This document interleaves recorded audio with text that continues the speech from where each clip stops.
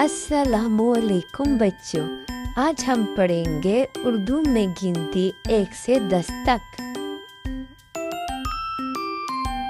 1 और ये है 1 गाजर।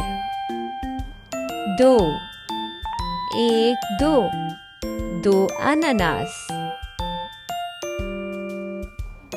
3 1 2 3 3 पेंसिलें।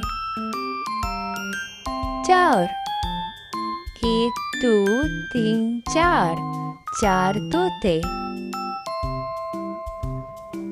5 1 2 3 4 5 5 बोतलें। 6 1 2 3 4 5 6 6 नाशपातियाँ। 7 1 2 3 4 5 6 7 7 भालू। 8 1 2 3 4 5 6 7 8 8 मछलियाँ।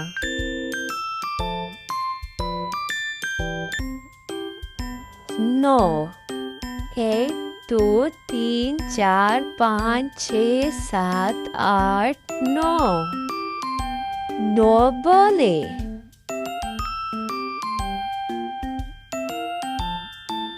10 1 2 3 4 5 6 7 8 9 10 10 टॉफियाँ।